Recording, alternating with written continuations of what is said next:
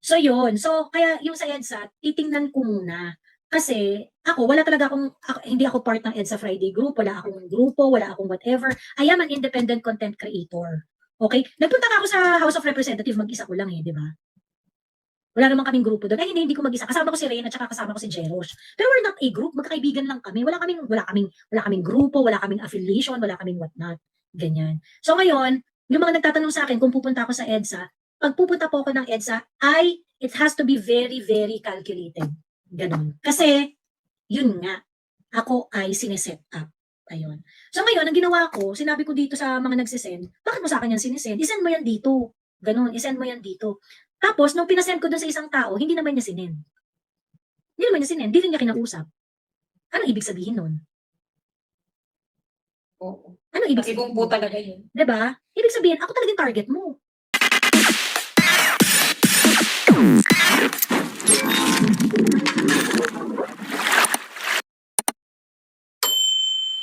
Di na 32 million yan. Dumoble na naman yan. 16M kay FPRRD. Dumoble to 32M ni Inday. Sabi ni Tubigislan. Ang ano nga nila, ang chika nga nung 2016, yung 16 million is underrated. Kasi they are saying na parang may nag-ano nun eh, may nag-calculate nun ng boto. Yung parang, saan napunta ang boto ni Binay? Saan napunta yung boto ni Binay? Yung boto ni Mar, parang unexpected na meron siyang ganun kataas na boto. Ganon. Tapos, kasi yung mga ano, yung nagka-crunch ng numbers ng election, they were saying na ang maximum daw na pwede mong madaya sa election is around 5 million votes. Ganon. So ngayon, yung boto ni Binay, hindi tugma sa survey. Hindi tugma sa survey. So parang they were speculating na parang merong nanakawan dito ng 5 million votes. Ganon. So parang nung tinignan nila, mukhang may kinuha ng boto from Binay, from sino nga yun yung, di ba ano nun, si Duterte, PRRD, second niya si Mar eh. Ang second niya si Mar, di ba? Eh, hindi naman si Mar ang nagse-second sa survey nun. Ang matigas sa survey nun si Binay. Ganun. Grace po. So, yeah, speaking of voting ngayon, ano na, parang in-announce ata ng COMELEC na magiging online. Hindi sa ano yun, sa OFW lang yun. Yes, OFW. Presidential election result. Teka, presidential election result. Teka, tingnan natin kung sino yung ano.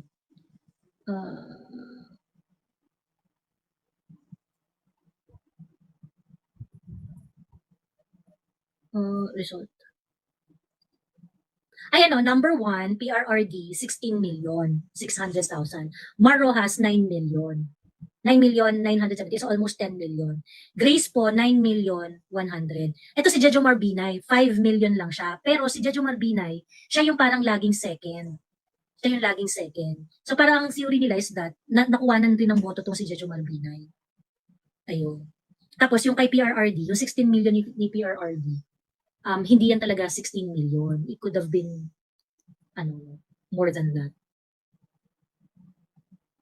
Survey lang naman yun, gano'n ba ka-accurate yun, sabi ni Hates me. Ang nangyari kasi, tiningnan nila yung mga previous survey din. Yung mga previous survey, reflective siya doon sa ranking. Doon sa ranking. Ganun. May science kasi ang survey. Ang survey kasi, hindi naman yan, lalo na kung ginagawa yan na yung with proper methodology, it's really predictive of the outcome. Ganun. Ayun. So, yung survey na mga tinutukoy dito, you're not just talking about one survey. You're talking about series of survey leading to the election. Ganon. Ganon yun. So, sabi ko maalala niyo, inamin daw ni Andres Bautista kay Digong na around 21M ang totoong votes niya. Yun yung time na nakipag-usap siya kay Digong sa issue niya, sa asawa niya, in-expose ang bank accounts niya. Yun, oo. May balita pa noon na may mga VCM machines sa Novotel noong 2016 election. PRD would have been our first majority elected president had the mekos-mekos not happened. Yeah, I think so too. Eh, nakita-kita naman, Jim, yung persa niyan eh. Kasi kita-kita mo naman, noong 2019 and 2022 election, Dutertista vote was really very powerful. Diba? Ayun. Ayun lang. Tinitingnan ng mga politiko yan, kung saan sila mataas at saan mababa ang survey at doon mag-focus ang mga politiko. True. Hindi kasi eto ha, i-ano natin yung issue tungkol sa, yung mga survey, hindi naman yan totoo, ganyan. Ganito kasi yan. Yung mga survey, may science yung survey, If the methodology used in that survey is consistently done throughout certain period of time, tapos yung talagang merong very credible methodology na ginamit. Reliable ang survey. It can really predict the behavior of the election. Okay? Ang mga survey kasi, meron yan talaga na pang survey na PR, pero merong survey na totoo. Yung talagang science-based, gano'n. So ngayon, yung mga science-based na survey, ito yung mga, you have to be very, very careful kung ano, gano'n. You have to be very careful kung ano yun. Yung mga survey na parang, kunwari, si Martin Romualdez, bigla na lang, all of a sudden, talaga biglang siya na yung preferred ng mga tao. Hindi, tapos other surveys are not showing the same result. Diba? Questionin mo na agad yung methodology niyan.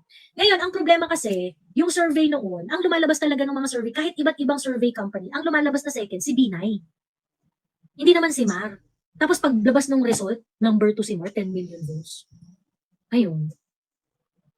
Ayun, yun lang. So, hindi yung parang, survey naman dito daw yan, ganyan. I can understand that if you tell me the survey that you are referring to. Ano yung survey na questionable? Kasi ang problema doon, you're not just talking about one single survey. You were talking about the behavior of all the surveys prior to the election, 2016 election. Remember nung election ng 2016, yung survey nun was very, very critical. Kasi PRRD did not win the survey. Did not win the survey except nung papalapit na ng papalapit yung election. Diba? Kasi I believe na nung time na yun, talagang all politicians are really banking on what the survey will say. Ganon. Kasi importante yun sa kanila dahil yun din yung magdidikta kung gano'ng karaming pera yung ilalabas nila eh. Diba? Ayun. Miss Joey, na-expose tuloy si Philip Lauden na may kabit dahil nagpa-picture kay Lisa Tanas, yung pa talagang babaeng yan. Sabi niya, hindi ko alam kung totoo o hindi eh. Pero may mga screenshots din nakakaloka. Nanawagan pa nga si Rojas kay Grace po na umatras dahil alam ni Rojas na mananalo talaga si Tatay Diggs. Correct, because the survey are already speaking during that time. So ibig sabihin, ito yung kaninang vote na pinakita ko sa inyo, di ba? 16 to 10-10, ganyan. Ibig sabihin, meron silang chance na manalo kung nag-merge si Grace po at saka si Mar Rojas. May chance sila, kaya nilang dayain si PRRD kung ganun ang nangyari. Kaso ayaw. Diba? Ayun. Si Binay nun, lakas din sa amin sa probinsya dahil lalo't dala siya ng Alpha Phi Omega. Correct, brad ko yan si Binay. Yung mga brad ko, talaga, kinampanya talaga si Binay ng bonggang-bongga. Ayun. Nanalo si Dix Notas na nabulol tayo. Malakas Tingin ko nasira lang si Binay sa mga sa mga debate na, yung online debate. Hindi. Sira na si Binay even before the election because ginawa siyang issue noon yung mga piggery niya sa Batangas, na de-aircon yung baboy, yung mga yaman niya, yung mga, kasi marami silang pinalabas kay Binay na corrupt daw, and in-issue yung yaman. Other than that, sa debate, talagang makita mo talaga siya na wala talagang, alam mo yun, parang hindi mo talaga pwedeng gawing presidente. Ang problem kay Binay, hindi niya kasi nasagot yung mga corruption issues against him. Nanahimik siya. So, nag-bank na dun yung mga lalo na pagdating sa mga debate, ang nilalabas sa kanya, yung corruption issue niya. Ganun. Ayun. Ate Joey, may ba? May daw kasi kanina, para napaluha ka sa sinabi ni VP sa'yo. Pero may nasabi ba siyang something na exciting din tungkol sa, may gagawin tayo, parang ganun. Sa napag-usapan niyo ni VP, may inkling ba siya na naibigay sa'yo o clue na may excite tayong taga-suporta na, hindi, wrong word, na sige, malalagot tong mga Sabi niya hindi siya titigil. Yun. parang parang hindi yun. Medyo kasi yung conversation kasi namin, yung parang frustration sa estado ng Pilipinas.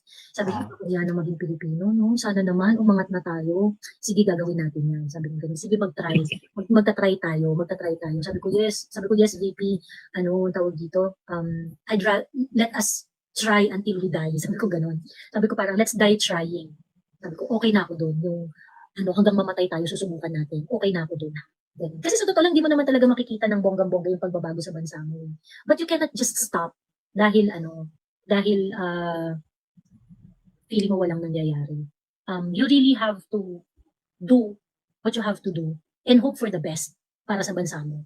Ganun maging makabayan eh. Hindi mo naman makikita agad-agad yung resulta. Diba? So, tapang at malasabi. I was expecting something along the lines of very short yung 6 years for PRRD, to be honest with you, kasi it was supposed to be a chance na talaga ng Pilipinas para kahit na paano, alam mo yung makaangat, kahit na paano, kahit na ilang steps lang. Kung nag-declare nga, I mean, if Alam mo yun, I myself would not be against kung sakaling nag-declare si PRRD Milita, alam mo, ng martial law para ma-extend yung term niya. I would support that. Kasi hindi mo naman nakitaan, di ba nag-declare siya ng martial law, but when you look at Davao, pumunta ka ng Davao during that time nag-declare siya ng martial law, ibang-iba yung martial law niya compared sa martial law ng Marcos. Correct. Yung mga tao, nagpapapicture sa military, alam mo yon, and they were happy. I mean, seeing the militaries na sa kalsada. Hindi, I mean, hindi mo maramdaman yung martial law. Alam mo yon, parang nakakalungkot lang kasi yung mga ganung bagay, tingnan mo sa South Korea, nag-declare ng martial law, pero nagre-react yung mga tao. But during his time, nag-declare siya ng martial law, but people were happy na nag-declare siya ng martial law. People understood the need na Yes. And they really supported the declaration. True. Ayun. Ako nga, Sir PG, additional lang I think hindi nabuo ni PRRD yung term niya kasi that time may pandemic di ba? Almost 2 years din tayo nasa pandemic. So parang 4 years lang siya talaga naging presidente ng Pilipinas. So kulang na kulang. But 4 years naging presidente sa normal na situation. Yes. Pero kahit na kulang, naramdaman natin at least kahit paano may nagbago. Ayun yung maganda. Actually, sa totoo lang I cannot imagine na iba yung presidente during the pandemic Kung hindi si PRRD naging presidente natin ng pandemic, ang lala ng natin. Hanggang ngayon, pa rin tayo. I totally agree to that. Parang he really came to a right time and the right place. Parang gano'n. Kasi kung sakali na iba yung naging presidente natin na hindi, kasi alam mo naman ang mga yellow, napaka-indecisive Di ba yung hindi? Other than that, Ma'am Joey, you can just imagine kung si BBM yung naging presidente during that time. Yung sa mga flood nga lang, sinasabi, okay, kung may mamatay, then so be it. Di ba? Walang political will. Alam mo yun, nasolusyonan yung problema talaga. Hindi natin, you can just imagine. Ito Kung hindi si PRRD yung presidente natin, do you imagine kung ano yung itsura ng COVID task force? Could you imagine kung ano yung mga deals na pinasok ng presidente natin na even if sobrang detrimental sa bansa, malamang, alam mo yung tutuwad na kung sino yung naging presidente natin dahil, for the sake of COVID response. And sa tingin ko, mas namolesya siguro yung budget ng bayan during that time. Kasi ngayon, kung makikita mo, wala nang pandemic, wala namang talagang ganong grabing mga sakuna. Pero yung ginagastos ng gobyerno ngayon, sobra-sobra pa. Doon sa mga panahon na may mga sitwasyon tayong hinaharap. Ay, may interesting na kwento dito. Yung bribe sa'yo, 40K, mababa, sabi mo. If inoferan ka ulit, 1/4 ng bribe, gaya ng kay TP, mananahimik ka din ba? Hindi half, doble. Hindi half, hindi doble, 1/4 lang. Gagaya ka na din ba sa path ni TP? Unang-una, ang cheap naman. Ang hirap, hindi naman mahirap yung tanong. Hindi naman mahirap yung tanong. Diyos me. Unang-una, kung gusto nyo akong lituhin dun sa desisyon ko na magpabayad, it has to be an amount that you cannot refuse. Kunwari, mga tipong 500 million pesos, mga ganyan. Ay, putang ina, mapapaisip ka talaga. But, of course, in my hearts of heart, ako kasi, top UK vlogs, okay? Kaya ko kumain ng talbos ng kamote. Yun kasi yung difference ko, sa ibang, kaya kasi Nico kanina sabi niya, mukha kang pera, Joey. Hindi ako mukhang pera. Hindi talaga ako mukhang pera, as in. Hindi ako mukhang pera. Hindi ko, kaya kong palampasin yung malaking pera. Especially if I can do what I want to do. Ganon. I can say what I want to say, ganyan. Lalo na kung kunwari, yung magsasalita ka ng something na hindi mo pinaniniwalaan. Parang, hindi ko kasi kaya yun. Hindi ko kaya. Hindi ko talaga kaya. Kapansanan ko yun. I'm so sorry. Ayun. So ngayon, yung kunwari 1/4 ng kagaya ng kay TP, ganyan. Bakit ang bribe ba kay TP? 2 billion pesos. 2 billion pesos ba ang bribe kay TP? Ganyan. So parang, no. Yung 40K na inoffer sa akin, I think it is an insult. Nung inoffer sa akin yung 40K, Joey, 40K monthly, parang putang ina. Yung sweldo ko nung unang beses ako nagtrabaho sa call center, 40K. Pagkatapos, Ate Joey, babayaran niyo ako 40K monthly. babayaran Sa ka call na. center na lang sana ako. Tangina naman yan. Nakaka-insulto yon. Ngayon, hindi ibig sabihin na parang 40K na bababaan ako. Taasan niyo naman para pumayag ako. No, it is insulting because parang putang ina 40K. Ano ba naman yan? Mag-call center ka na lang. Diba? Joey, anong balita kay TP? Ano na nangyari kay TP? Kasi nung nagsisimula yan ay medyo napabilib din at ako at napasuporta din sa kanya nung araw Ako What happened to him? Lagi ako nanonood nun dati. Huwag na natin Yeah. pag-usapan. Oo. Ate Joey, isipin natin, Joey.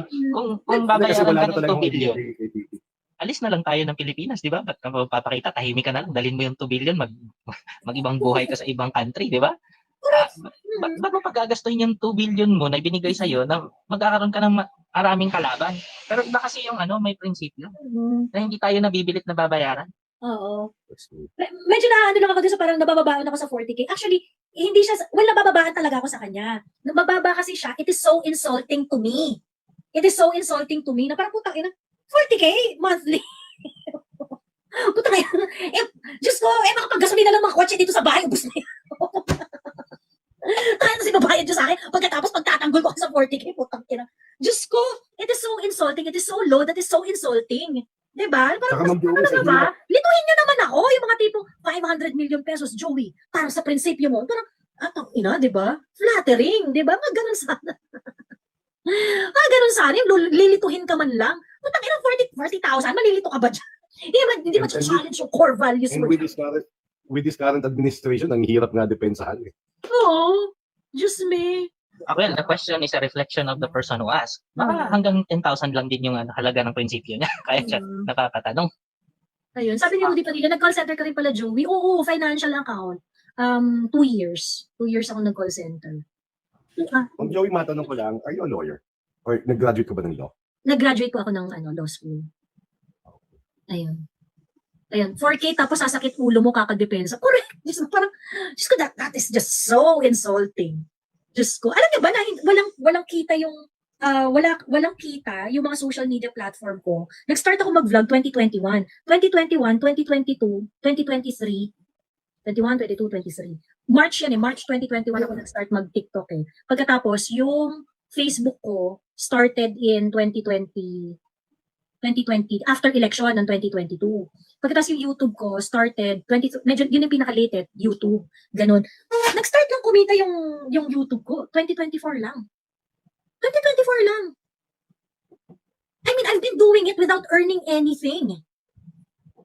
2024 lang siya nag-start kumita, yung YouTube ko. Pagkatapos i-insultin mo ko sa 40K monthly. Ginagawa ko nga siya ng libre. Diyos ko. Diba? Parang, at tsaka naman nun. Diyos ko. Sobrang tsaka. For one, I don't think kailangan ka pang bayaran para suportahan sila kung maganda rin naman talaga yung nakikita mo. So, Oo. ginagawa ko. Pang 40K ko lang daw, Joey, sabi ni Emilio Maldita. Oh, yun nga, kaya ako naiinsulto. Lituhin na naman ako. Offeran nyo naman ako ng something na matcha-challenge yung core values ko. Putay na, 40K. Diyos ko. Madam Joey, ginagamit na nila ngayon yung Ano, Silent Wolf? Silent Wolf? Ingay ng background ni Silent Wolf, parang naka-duty siya. Ayun. ang daming mga bagong vloggers ngayon, Madam Joey. Ginagamit na rin nila sa propaganda. Mm. May nakita ko kanina, ang topic niya is same na same yung konteksto niya doon sa sinabi ni Jam. Kaya sabi ko, ay patay tayo diyan. Mukhang nasa script na naman sila. May bago bata pa, di ko alam kung bumoboto pa yun eh. Ganyan pala kababa prinsipyo ng mga vloggers ni BBM. Sabi ni Troll Watcher. Yeah, Diyos ko. Sa akin yung parang, nagawa ko nga to, ang tagal-tagal, wala naman ako kinikita, wala akong bayad. Pagkatapos i-insultuhin mo ako sa 40K. Kung mag-o-offer kayo at gusto nyo lituhin yung core values ko, offer something that I cannot refuse. Diyos ko. Diba? Yung mga tipong, mapapaisip ka dun yung mga ganon. Diba? I mean, that's the reality of human, of human being. Talagang kapag hinarapan ka talaga ng bonggang, of course, I don't think meron namang nasa sane na pag-iisip na mag-o-offer sa akin ng ganon. Diba? So they would rather spend money para hindi ako mag-grow as a vlogger. Which I really feel. Nararamdaman ko talaga na resources are being used against me para hindi mag-viral yung mga video ko, para hindi ganun. Ang dami nagsisend sa akin ng mga mga sinashare yung post ko pagkatapos community guideline, yung mga ganyan. Hindi kaya i-share yung link ko tapos hindi gumagana, yung mga ganon. Alam ko talaga na meron talagang effort to really suppress me. Ganon. Ma'am Joey, regarding that sa mga sinasabi mo, kasi recently may napanood ako dito sa TikTok, a BBM was talking to the CEO of TikTok. Are you aware of that? Yeah, nakita ko nga yan. Ganon sila kababaw, na bababa sila sa ganung level. Yung to control. yung TikTok, ano talaga siya, very subjective talaga ang moderation dito. Kaya ayoko rin dito sa TikTok eh. Tapos wala namang kita dito sa TikTok. Walang kita dito eh, walang income dito sa TikTok. Hindi naman mo, Yeah. Kaya nga ako, live dito nagtataka eh. rin ako kay Joey kasi hindi mo may express yung totoong nararamdaman mo dito sa TikTok kasi natatanggalin ng kwan, Oo. ng admin. Oo, totoo. Ayun, kaya nga, sa akin, ang tawag dito, kaya nga ako lagi ko sinasabi dun sa mga followers ko na the best way talaga to support independent content creator like myself is through YouTube. Ganon. Tsaka yung mga tip, yung mga ganyan, that's the best way to support independent content creator. Ganon. Kasi syempre, if you're not going to make it worthwhile, 'di ba? Sa mga independent content creator, the attention is going to be brought somewhere else na mas lucrative na endeavor that will not compromise our principles. Ganon. Ganon lang yun. So, kaya, nang tawag dito, kung ang tanong ninyo, magpapabayad ako just so I can change my political stand, I don't think it's gonna happen. Unang-una, dahil anak po ako ng tatay ko. Diyos ko. Anak ako ng tatay ko. Alam niyo ba yung tatay ko? Isa siya dapat doon sa mga pinakaunang batch na Pilipino na papadala sa Middle East. Yung mga contract workers. So, nag-training na siya, nag-ano na siya, everything, ganyan. Yung mga kabatch niya, kasi nung unang padala, dapat kasama na siya doon, hindi siya sumama. Tapos, yung mga sumunod na taon, yung mga kabatch niya doon, nag-uwian na, ang yayaman na, talagang laki ng kinita, ganyan. $40K US dollars daw, sabi ni, $40K US Yung dollars. po, Ma'am Joey, OFW po. Hello, proud designer. And, Ayan. Wait, yes po. wait lang, Actually, tapusin ko lang yung kwento ko doon sa tatay ko. okay po. Ayun. So ngayon, ang tawag dito, ngayon, yung airpot ko, ito decision to ng tatay ko kasi yun talaga yung, yun talaga yung values niya na pinanintigan niya ng bonggang-bongga. Nung, sabi ang kwento ng tatay ko, papupunta na raw talaga siya ng abroad. Pero teacher kasi yung tatay ko. Tito Tetin, wag po tayong spam. Wag po ulit-ulit po yung comment. So ngayon, yung tatay ko, mag-a-abroad na siya. Tapos, nanganak yung nanay ko, yung kuya kong panganay. So ngayon, nakita na ng tatay ko yung mga ibang kabatch na, kasi parang sabi ng tatay, sige, hindi na muna, kasi newlywed yung tatay ko eh. Tapos, buntis yung nanay ko. So parang hindi siya nakapag-abroad. Hindi siya nasama doon sa unang batch. Tapos, nakita nung tatay ko, sabi ng tatay ko, papaalis na siya doon sa susunod na batch, sasama na siya dapat ulit. Kaso nung nanganak yung nanay ko, nakita niya yung kuya kong panganay. Tapos sabi ng tatay ko, sige na, kalimutan na natin yung abroad, dito na lang. Tapos nilaban na lang ng tatay ko yung hirap ng buhay dito sa Pilipinas, nag-teacher siya, pinagkasya niya yung sweldo niya sa amin bilang teacher, ganon. Kasi parang iniisip niya, hindi sulit yung kung mag-abroad siya. Tapos hindi na kami makikita magkakapatid na lalaki. So, kailangan mag-i-juggle ng tatay ko ang tatlong trabaho, apat na trabaho, magti-teacher, tapos may mga racket-racket siya, may mga ano siya, tapos may mga, marami siyang mga racket-racket in order to get enough money para matustusan yung family niya. Ganon. So ngayon, nakikita niyo ba, kung gusto ng tatay ko ng maraming pera, madali pwede siya mag-abroad. Tapos kalimutan niya na yung prinsipyo niya, yung kanyang paniniwala na gusto niyang makasama yung pamilya niya, kami na lumalaki. Pero hindi nagpasilaw yung tatay ko doon sa laki ng pera. Kinaya niyang maghirap, kinaya niyang magtiis. Ganon. So ngayon, kayo mga putang ina niyong nagtatanong sa akin kung pwede niyo akong mabayaran. Hindi niyo ako pwedeng bayaran kasi anak ako ng tatay ko. Okay? Joey, everyone has a price. Pero yung presyong 10K, magpapamura ka ng Oo. presyo yan. Kasi Ma'am Joey, yung presyong 40K, putang ina naman. Ma'am Joey, nakarelate ako dun sa kwento mo. Actually sa akin naman medyo maprinsipyo rin yung father ko kaya nga lately parang nakikita ko yung sarili ko sa tatay ko. And the reason why I left the government kasi unang-una nga hindi ko na kinaya yung laro sa gobyerno. And talagang nag-cause sa isipan ko na ayaw kong dumating yung panahon na maririnig ng anak ko sa ibang kwento ng ibang tao na yung tatay niya is involved sa ganung klaseng transaksyon. Correct. I don't think mapaproud yung tatay ko sa akin pagka nalaman niya na, di ba? Exactly. And it actually contradicts dun sa idea na bilang magulang gusto mong palakihin ng maayos yung anak mo and then later on maririnig ng anak mo na hindi maganda yung ginagawa ng mga taong nasa gobyerno. Kaya yun yung napakalaking tanong ko sa mga politiko, sa mga nasa gobyerno ngayon. Hindi ba kayo nahihiya or nagwo-worry man lang or iniisip man lang na yung tinuturo ninyo na gusto nyo, yung kagustuhan ninyo, na lalaking maayos, mabuti yung mga anak ninyo. Pero taliwas naman sa mga turo mo, yung gawain mo. Mm.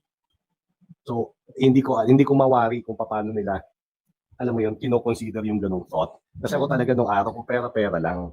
Alam mo, I'm not going to, divulge na lang yung full information. Pero kung pera-pera lang, Mm. I mean, madali lang yung milyon. Pag nasa gobyerno ka, madali lang yung milyon. But sometimes, hindi mo nakakayanin yung konsyensya eh. 'Di ba? Sabi ko nung huling join ko sa live mo, ako mismo talaga yung boss ko, sinabihan ko yan. I only wanted to hit 2 birds in 1 stone kasi kung wala na rin lang tayong magagawa sa bagay na to, at least i-improve lang natin ng konti. Mm. 'Di ba? I-improve lang muna natin ng konti kasi yung problema na to sobrang lalim na. Pero pwede nating gawan ng paraan yan. 'Di ba? Yung pinapaliwanag ko nung araw sa inyo, sana sa mga nakikinig ngayon, pwede nating intindihin yung SOP na 30%, pero sana man lang may makita tayo dun sa 70% ng, halimbawa for instance, 100 million Kasi yun na lang project. yung control di ba? Yun na lang yung control Yes. sa 70%. Mm. Yes, ilimit mo na lang, yun na lang yung pwedeng contribution mo na yung project ngayon is may return of investment and at the same time, tumatagal. Mm. Oo. Hindi yung totally natatapo na, hindi yung totally na taon-taon na lang gagastos ka ng 100 million. Kung yung ginastos, kung kwentahin natin lahat yung ginastos sa mga repair projects na isang taon lang nasisira na, siguro buong Pilipinas sementado na. Mm. Yun yung nakakawala ng gana. Alam mo yon. And for that, alam mo yun, minsan hindi ka magiging proud bilang Pilipino. Pero during Duterte's time, makita mo, lahat ng tao, majority of the people were proud to become a walking Filipino. tall. Lalo na, No? yeah, we're walking Kasi tall. PRRD, we were walking tall. Especially yung mga foreigners na nagpapakita ng kanila, I mean, nagsishare ng mga opinion na or nagsasabi na pwede ba naming hiramin ng presidente ninyo. Mm. Alam mo yon, may mga ganong foreigners na nagko-komentaryo eh. Even dito sa Ireland, sikat na sikat si Duterte eh. Alam mo yon, they almost every nation talks about him. Mm. Hindi konti lang yung nagsasabi na ayaw nila kay Duterte. Most of them really give high regards. And really 5%. idolize. 5%. Di ba yun naman yung sa survey nung bumaba si PRRD? 5 lang talaga yung disapprove. Pagkatapos, the rest, not sure, undecided. Pagkatapos, 83% approve. Sa Pilipinas lang yan, Ma'am Joey, ha, di ba? Pero yung mga foreigners, majority of them really admires PRRD. Ayun. Sabi ni The Top UK, di ko pa pinipilit. Ako naloko ni TP. Ang laki ng engagement niya. Bandang huli, napatahimik siya. Nabili ang prinsipyo. Ayoko maulit sa akin na uto ng vlogger. Alam mo, The Top UK Vlogs, mauuto ka sa buhay. At hindi si TP ang huling mang-uuto sa'yo. Ganon. It's not as if hindi ka na mauuto dahil nauto ka ni TP. Mauuto ka. Mauuto ka. 100% mauuto ka pa rin. Hindi si TP ang huling mang-uuto sa'yo. Ayun. So do not make it as if fault yun ng ibang tao. Ganon. Ayun. Just move on. Di lang naman ikaw ang naloko, sabi ni Troll Watcher. True. Ayun. Alam mo sa totoo lang kasi, yung mga ibang tao rin kasi, ay, nabudol ako, ganyan. Hindi yan ang huling pagkabudol na mangyayari sa mga buhay ninyo. Okay? Because life is like that. Meron talaga mga taong manluloko at manluloko sa inyo. Diba? Hindi yan ang huli. Hindi yan ang huli. But it doesn't mean na porket nabudol ka, hindi, sige, magpabudol na lang tayo ulit. Or, hindi, hayaan na lang natin budulin tayo. Or, you're going to shut everyone out kasi ayaw mo nang mabudol. I don't think yun yung proper behavior doon. You have to approach it as it comes. Diba? You have to approach it as it comes. Hindi ganyan. Kunwari, ito, nabudol ka ni TP. Hindi naman ako si TP. Bakit mo fina-force yung mga traits ni TP sa akin? Diba? Ayun. So, pagka ganun, move on na. Hindi kami parehas ni TP. Ayun, at the same time, hindi ko rin magagaranti na hindi ka na mabubudol. Kasi mabubudol ka pa rin. Ganon. Maybe not from me, but from someone else. Because that is just life. Yun Baka talaga. yun yung point niya, Ma'am Joey. Mm. Baka yun yung point niya na maybe he or she is hoping na hindi ka talaga mabili in the long run. So maybe he's just, para bang Pero hindi na kasi yun, hindi, kung kunwari ito si TP. You just get everything that is useful from TP. Madami na, kahit pa sabihin ninyong nabili si TP, ang dami rin namang na-educate ni TP. Does it change the fact? Does it change the fact na nung in-educate kayo ni TP, nung time na nagsusulat siya at very active siya, does it change the fact na yung natutunan niyo sa kanya ay fake pala? No. Marami siyang na-enlighten. That's true, though. Diba? So ngayon, later on, nag-flip si TP. But it doesn't change the fact na napakinabangan nyo rin si TP. Kahit nabudol kayo ng uli, ang importante, So far, wala akong Ang importante, So far, may wala natutunan naman kayo po kay ako TP, nakitang- wait lang. Ang importante, meron kayong natutunan kay TP when he was doing the right thing noong mga panahon na yun. So, remember Yeah, that's TP, yung mga nakuha nyo sa kanya, useful naman. Ngayon, anong nangyari? Nag-flip O ano magagawa natin? Nag-flip. Pero Ma'am Joey, is he talking against Duterte ba? Nung nag-flip siya? Wala, hindi Hindi. din naman yata. Hindi lang niya kinikriticize yung current administration. Pero nagsalita na siya against Inday. Pero hindi rin ganun kalakas. Parang mas pinili niya na manahimik na lang.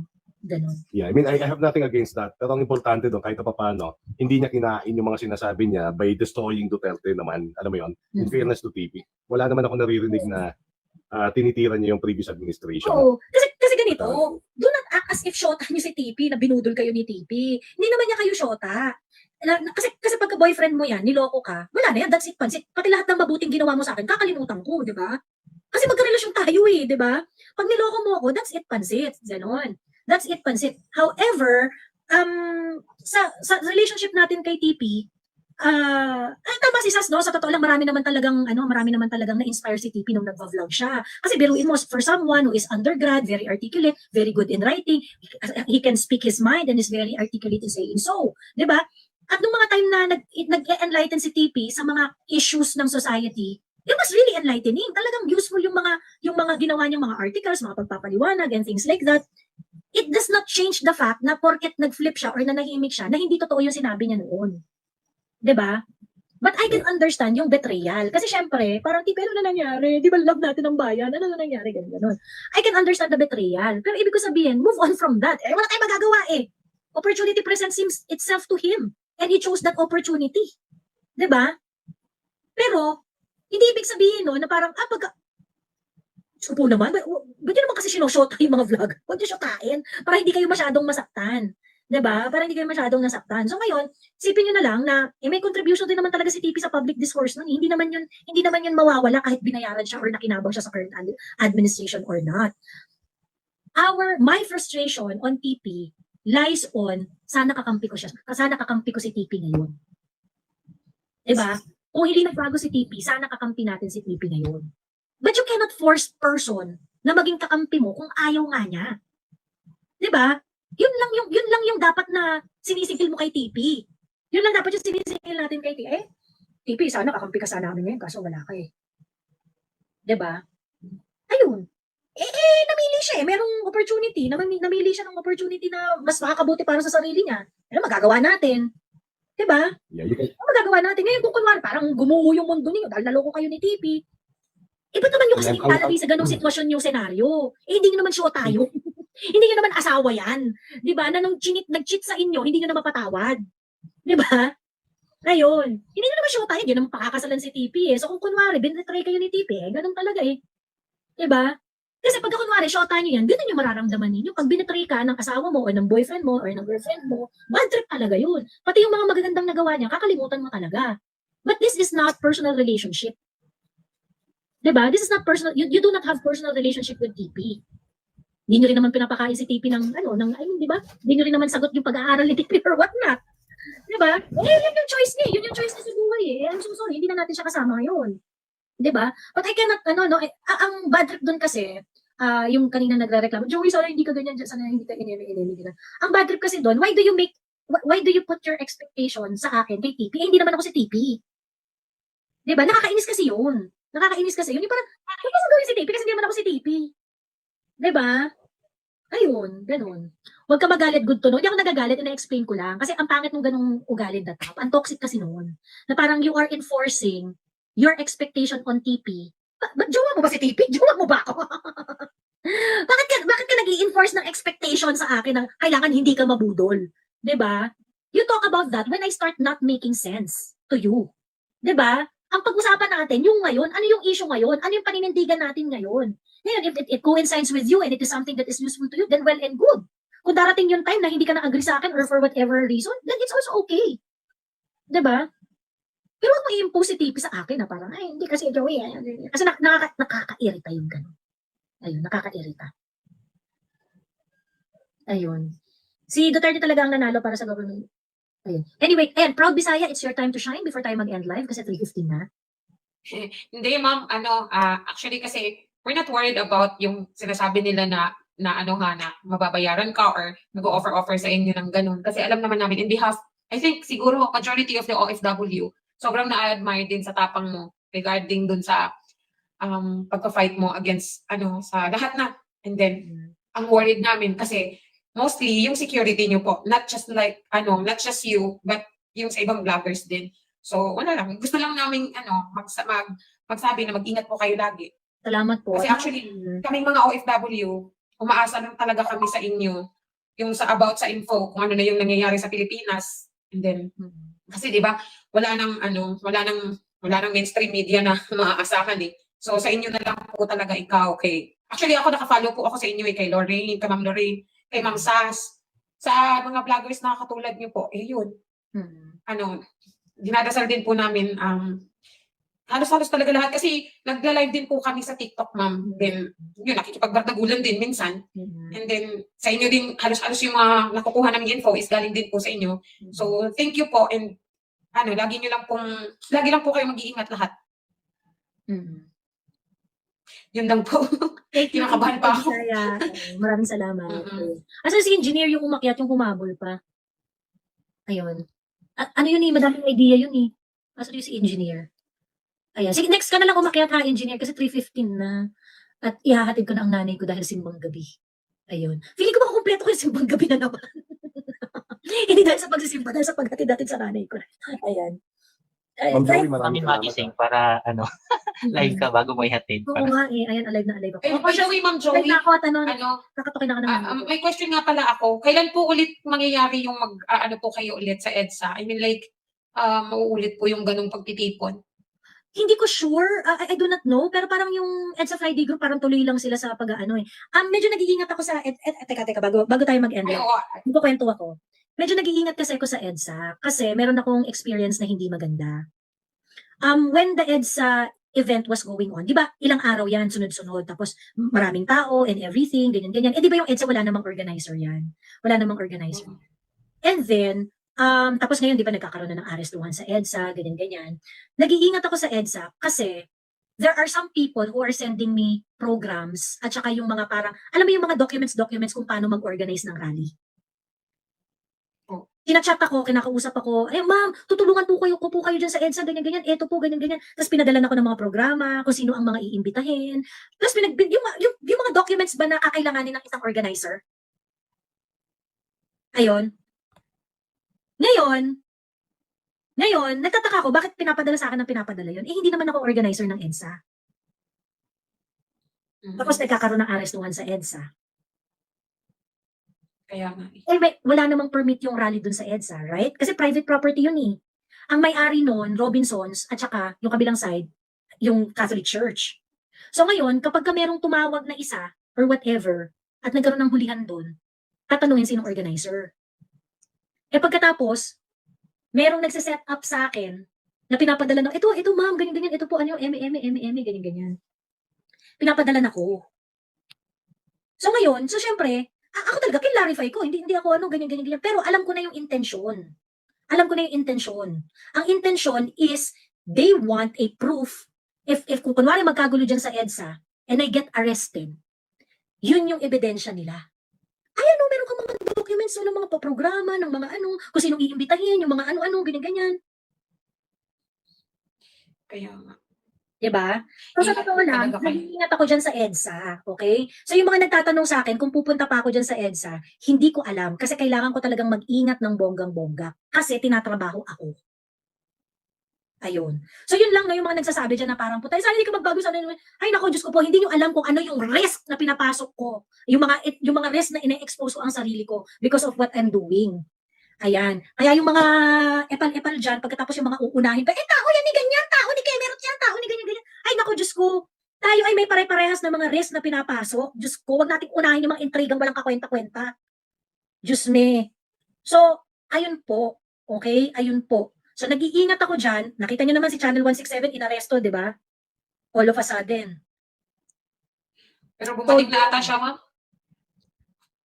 Bumabalik na rin ata si Channel 167, pero yun na lang. Inaresto siya ng Friday. I think nag-post na siya kahapon eh. Nag-post na siya. Kasi mura lang naman yung bail niya eh. Ayun. Tapos mukhang tanim kaso pa yung sa kanya, gano'n. So yun. So kaya yung sa EDSA, titingnan ko muna. Kasi ako, wala talaga hindi ako part ng EDSA Friday group, wala akong grupo, wala akong whatever. I am an independent content creator. Okay? Nagpunta nga ako sa House of Representatives, mag-isa ko lang di ba? Wala naman kaming grupo doon. Ay, hindi ko mag-isa. Kasama ko si Rain at saka kasama ko si Jerosh. Pero we're not a group. Magkakaibigan lang kami. Wala kaming grupo, wala kaming affiliation, wala kaming whatnot. Ganyan. So ngayon, yung mga nagtatanong sa akin kung pupunta ako sa EDSA, pag pupunta po ako ng EDSA, it has to be very, very calculated. Ganon. Kasi, yun nga, ako ay sineset up. Ayun. So ngayon, ang ginawa ko, sinabi ko dito sa mga nagsisend, bakit mo sa akin yan sinesend? Isend mo yan dito. Ganon, isend mo yan dito. Tapos, nung pinasend ko dun sa isang tao, hindi naman niya sinend. Hindi naman niya sinend, hindi rin niya kinausap. Ano ibig sabihin nun? Oo. Ano ibig Kasi sabihin? kung po talaga yun. Diba? Ibig sabihin, ako talaga yung target mo.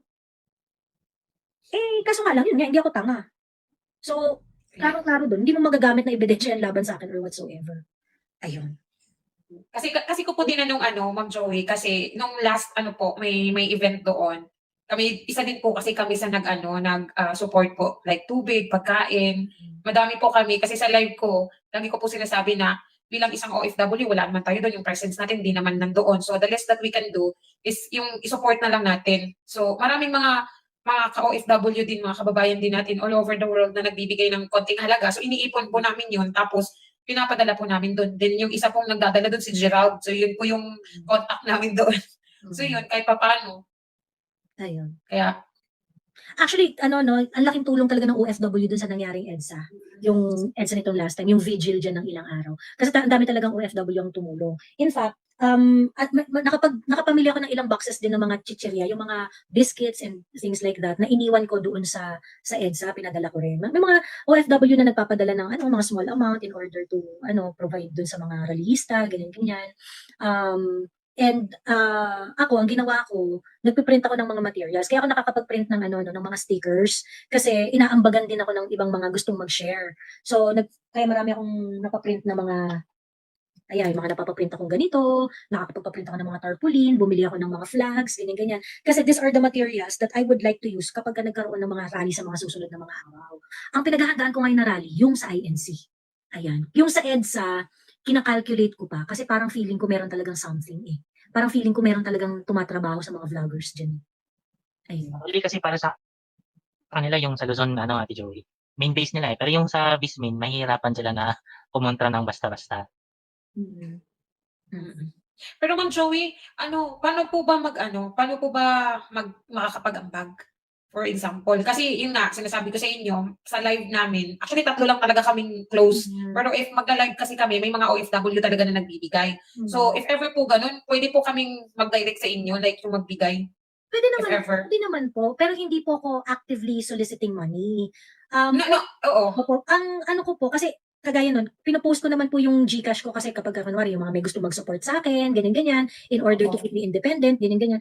At yung mga nakukuha ko po ng mga tip ng mga nanonood, yung mga appreciation nila, yung mga support nila, most of the time, nilalagay ko po yan doon sa mga advocacy activities ko. Kaya nagpiprint ako ng t-shirt, nagpiprint ako ng mga stickers, ng mga materials, ganyan. So doon siya napupunta. So kung kunwari meron din mga inaano ko po yan, yung meron po talaga akong pinaglalagyan yan. And part of the money that I am receiving from my audience, from the support that I get from everyone, naglalagay rin po kasi ako ng pera for my possible legal kinemular. Kasi importante yan Hindi natin alam kung kailan ka tatrabahuhin di ba? So dapat meron kang pera na nakalaan para sa mga legal issues. Ganon. So yun, so kaya ang tawag dito, nag-aano talaga ako, I try to manage kung ano man yung nakukuha kong pera sa sa vlogging, because I know that I am facing a huge risk in doing so. Ganon. So yun, so sa akin naman po wala namang pong problema, at saka lalo na pagka mga OFW kasi naiintindihan ko kasi na yung sidhi ng damdamin ninyo na sana merong magawa. Ganon.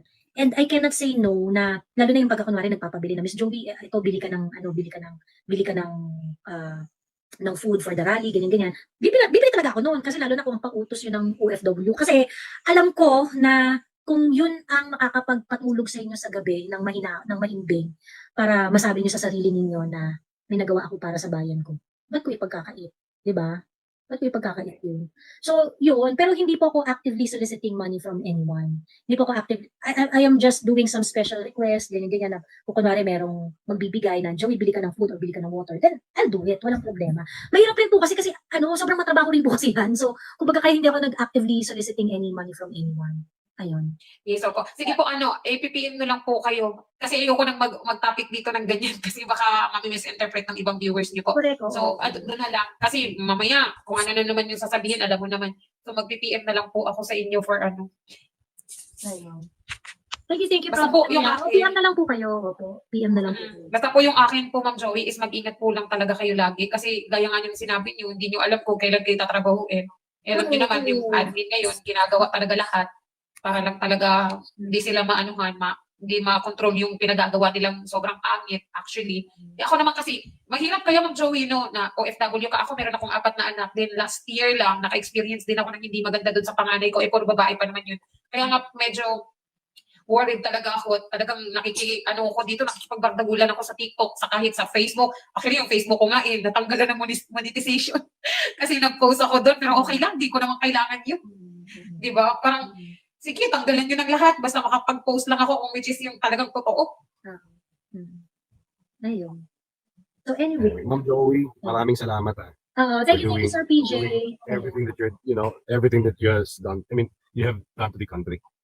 We really appreciate it, lalo na kami nasa labas. Na-appreciate namin yung mga ginagawa ninyo. Kasi kahit pa paano, alam mo yun, nararamdaman namin yung pagmamahal niyo sa bayan at sa mga Pilipino. We can only try.